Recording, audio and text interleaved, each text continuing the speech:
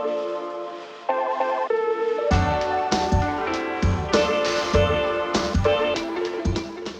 name is John Bowman. I am the head of the Stanley Community College English Department, and I'm here today to talk to you about plagiarism.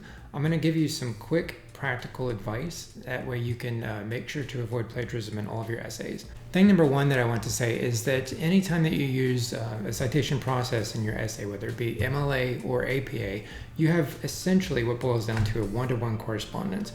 Your in-text citations must match what's on your works cited or your references page, and vice versa. So whatever the first line is of your works cited or your references entry is going to be your in-text citation. Again, that applies to MLA or APA.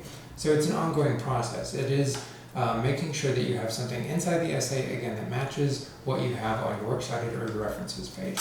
There are three main kinds of citations that you're going to be using inside of any given essay. Kind number one is quotes, direct quotes. So if we were going to look at Romeo and Juliet, we would say something like, "Hark, it is the east, and Juliet is the rising sun." That is a direct quote, and we would cite Shakespeare's work, Romeo and Juliet, and we would give the particular page, or in this case, because it's a play, we would get the line number of that quote.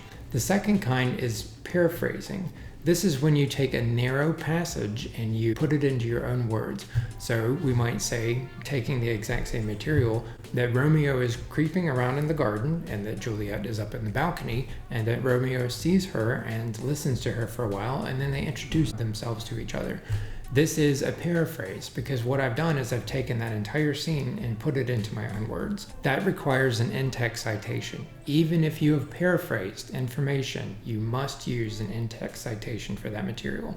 The last kind is summary. That's where you take the entire work and you put it into your own words.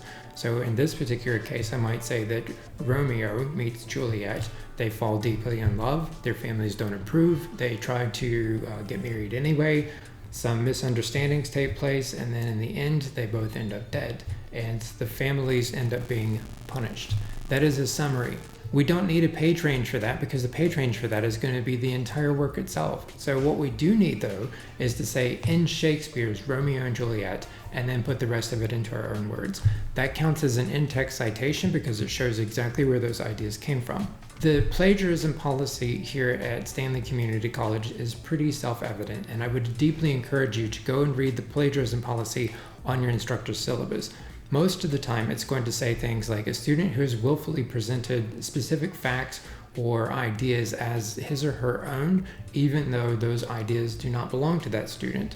A couple of other ones that I might suggest is to make sure, again, that you're always documenting in MLA or APA format as specified by your instructor, and that you're aware of specific kinds of plagiarism, such as, for example, self-plagiarism. Self-plagiarism is oftentimes a problem here at Stanley Community College because students will take a course and then they won't complete the course and then they'll retake the course later. Just like in a biology class, if you were to take that course, take a test, leave the biology class because you dropped it or something like that, and then retake it later, you can't go back into it the second time and say, I took the biology class earlier and I would just like to keep those test results, please. You can't do that. You've signed up for the class again, so you have to take the same test all over again.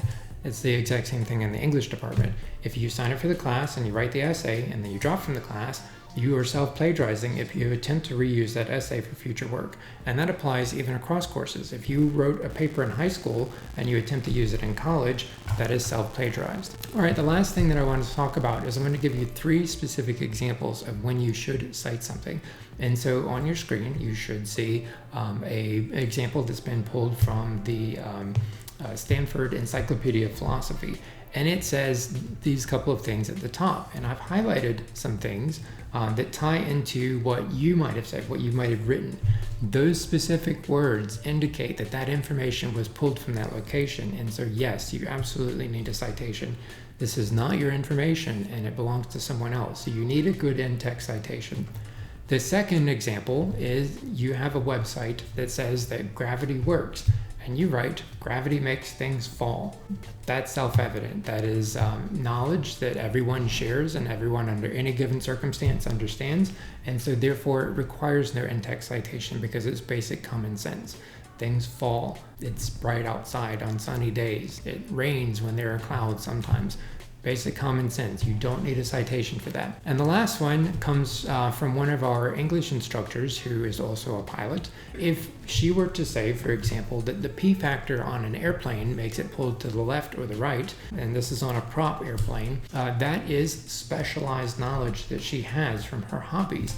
Now, we all have hobbies, and when we do our hobbies, we have that specialized knowledge that ties into these things. But if you carry that specialized knowledge into your essay, my strong recommendation would be one of two things. One, have a conversation with your instructor ahead of time so that he or she knows that you have those hobbies and that you have that expert knowledge. Two, that you go ahead and cite it anyway, because it can look like you've plagiarized something if you're using this very specialized information and your instructor does not know that you have that specialized information. So just to protect yourself from a charge of plagiarism, it might be advantageous to you to include an in-text citation and a citation on your works cited or your references page in order to avoid the accusation of plagiarism. That's it. If you have any specific questions, again, I would highly recommend that you talk to your instructor directly so that your instructor knows that you have confusion on the subject and can help you as much as possible.